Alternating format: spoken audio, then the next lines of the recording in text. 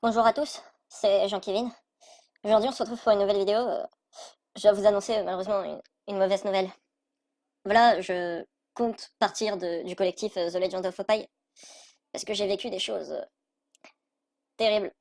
On va dire que pour vous raconter, je vais vous raconter comment s'est passé mon recrutement en tant que youtubeur du collectif et surtout ce que j'ai vécu pendant tous ces mois avant de sortir cette vidéo.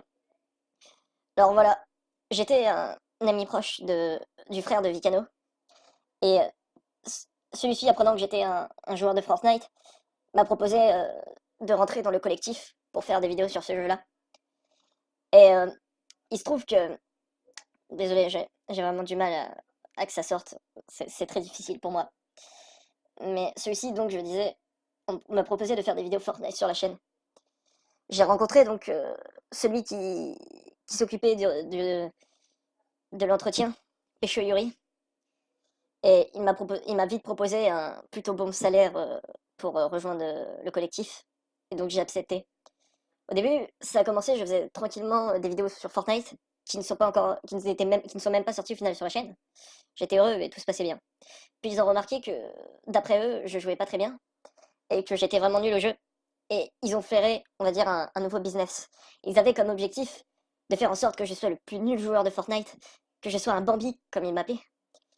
Et ils ont cru que en faisant ça, j'allais être tellement nul et que les gens allaient tellement se moquer de moi que ça allait faire parler de la chaîne et que ça allait créer une ampleur autour de tout ça.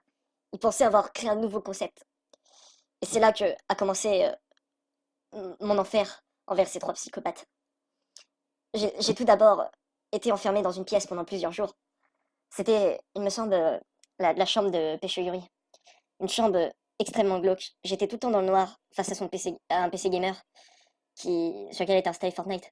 Et tout autour de cette pièce, je pouvais voir par moments des images. Des images d'une fille un peu étrange venant d'un jeu. Et Pécho Yuri avait l'air de lui vouer un culte. Il semblait aussi y avoir un liquide rouge sur son parquet. On aurait dit du sang. Et il se trouve que je me suis retrouvé aussi en contact avec ce Vicano, qui était autant malade que ce Pécho Yuri. Il était complètement fou. Il adorait prendre un bâton et il me frappait avec jusqu'au sang. Il me gueulait: «T'aimes ça, hein, Bambi, va, cochonne?» Et c'était un véritable enfer. J'étais réduit à l'esclavage.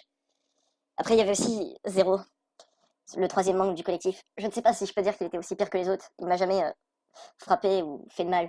Mais il passait son temps à courir à travers la maison, comme un cinglé, en gueulant, en gueulant. C'est bientôt décembre, c'est bientôt Noël. Pas de lu, pas de lu. Je ne sais pas ce que cela signifiait.